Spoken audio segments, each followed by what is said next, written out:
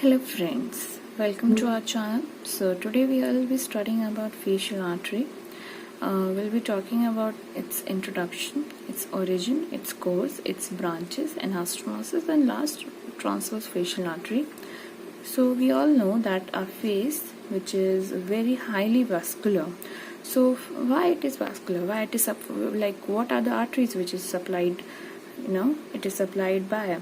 So first is very important facial artery. It is a chief artery of the face. Then there is transverse facial artery, which we'll be talking in the last. And then there are arteries that accompany the cutaneous nerves. These are the small branches of ophthalmic, maxillary, and superficial temporal artery. So let's get started with our first topic, that is facial artery. So first I want to tell you it is a very chief artery of the face.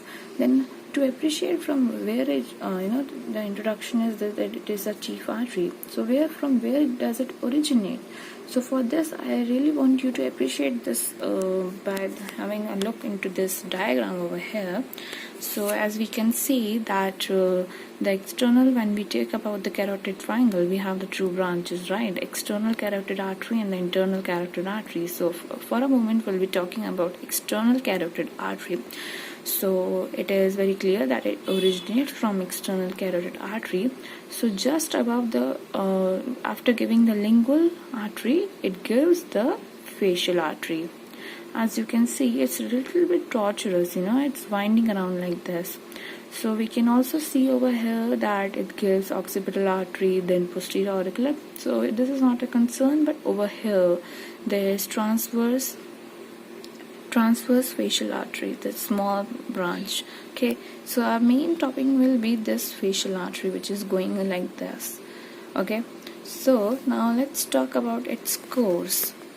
Okay, so for its course, there is a very simple diagram in the book.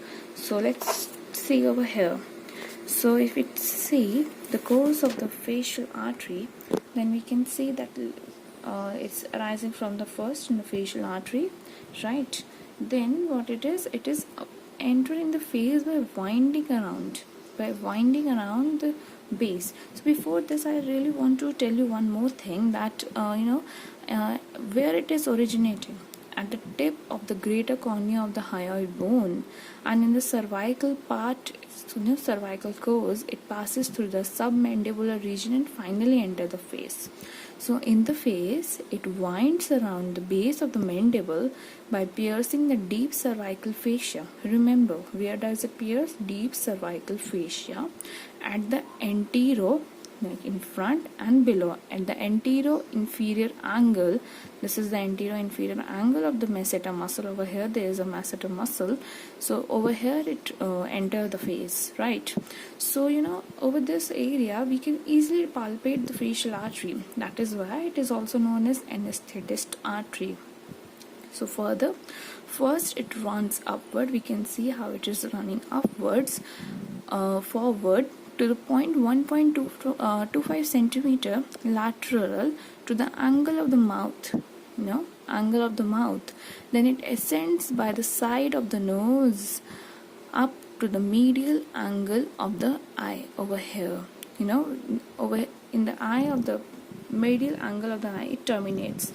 Over this you can see there is another artery over here, dorsal nasal artery, right? So over here it get anastomosed with this, right? So it get anastomosed by the dorsal nasal branch. It is a branch of ophthalmic artery. We have talked about the cutaneous, right? So we mentioned over there that there will be ophthalmic branch also. So it lies in the superficial and the deep muscles of the face. So we can see, we can really appreciate through the course that it's really tortuous. The tortuosity of the artery prevents the walls from being unduly stretched during the movements like we do with the help of mandible, lips and cheeks. So it's very important part. Now we have talked about our course. I hope it's very much clear. Don't just mug up, see how it is going and how it is supplying all the parts. So now next topic we'll be talking about our branches. So there are two kind of branches. First there is anterior branch, second there is posterior branches. Anterior branches of the face are quite large and they are named, whereas the posterior branches are small and unnamed. So first let's talk about the anterior branches. First, see, this is going, first it's giving this branch, and second this it's giving this branch. So we know this area is labeled, right? So one is superior, one is inferior, so we can name like that: superior label artery, inferior label artery, right? And we can, through this diagram, we can also see where it is supplying. The inferior label artery, it's very clear that it's supplying the lower lip, whereas the superior labial to the upper lip, and the anterior inferior part of the nasal septum. See, what part? Anterior inferior part of the nasal septum. It is clear, it is nothing, we don't need to mark up, just understand what it's supplying.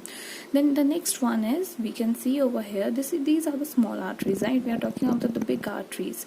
Lateral nasal artery, where it is giving, what is the part known as? This is the ala of the nose and the dorsum of the nose, so it's supplying the ala and the dorsum of the nose.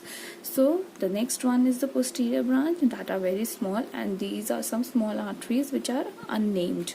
So these were the arteries of the face. I hope we are clear with this. So next part we'll be talking about